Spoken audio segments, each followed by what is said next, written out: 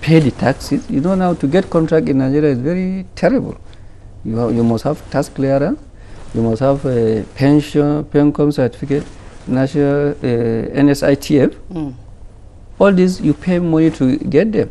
You can have it for the whole year, you may not get the job because most of the jobs are not guaranteed to be given to Nigerian companies. But if it must be done here, and the agencies must do their work properly,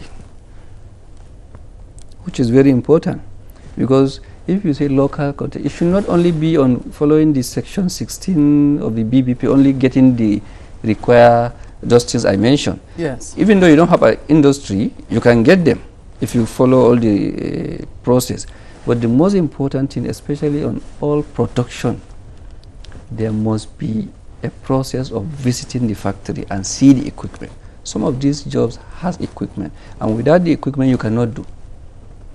It's only the banks that I do that, and that's why I respect them beyond reasonable. Like the CBN, they have a green book. That green book specifies the equipment you will have to produce check. If somebody says he has a factory, have an address, that's what they will give him the job. In Nigeria now, the procurement law is when your price is low, you win the job. I expect with some of them, it shouldn't be like that. It doesn't work like this in Europe. You must visit the factory. The technical specification must be you go to the factory and see the equipment. If I have an equipment in my line, I may have an equipment of 200 million.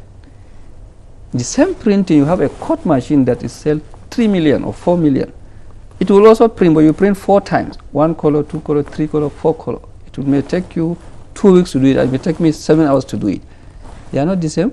The maintenance is not the same. I need to flew in a European to come and work on the machine if it's bad.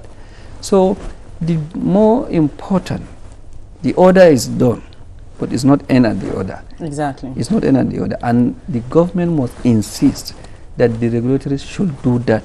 If not, it will just be an announcement. An empty announcement. Yeah. For instance, science and tech, I mean, we see it's very much struggling to develop, as it were. Even there are several other sectors like that. So how do we see this panning out for them at the end of the day? Yeah, it's a very serious, it's a good policy, but there must be an agency that will regulate this and make sure it's done. And the agency, I think, for me, is BPP.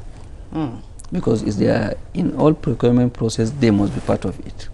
And they are the one that put these, even though if their act does not take this, they can even change the act to make sure that... We're going to amend the act, you say? Yeah, if it warrant amending the act, so that the policy will work. Because you can say local, somebody will say he has the local. Right. But it's just an office, maybe he doesn't have the factory. That's what I was trying to refer to. That can work. And it's working in some areas. As I tell you, it's only on check. Because if you didn't liaise with the custom and say, this policy, we don't want to do this outside Nigeria. And there's a policy on that. So custom should have that. So these jobs should not come through the port. Because there's a policy that this thing must be done here, must be domesticated in Nigeria. That work on the check is working, but any other thing in Nigeria apart from check, I think it still comes to Nigeria. And if it comes, you cannot compete. I have a structure in Nigeria. I produce all documents in Nigeria, but it's cheaper for me to produce in London, to ship it by air, to clear it. It's cheaper for me than to infrastructure. It's a serious issue. So while we actually keep our fingers crossed that this act will see the light of the day and be followed through to the letter, well, we also hope people like you would help to make that happen as well. Yeah, we are trying. We have been pushing on this. You people also has to help us in that. That's as much time as we have. Thank you very much, Mr. Mohammed Abdullahi, for coming on Dateline. Thank you so much. Thank you.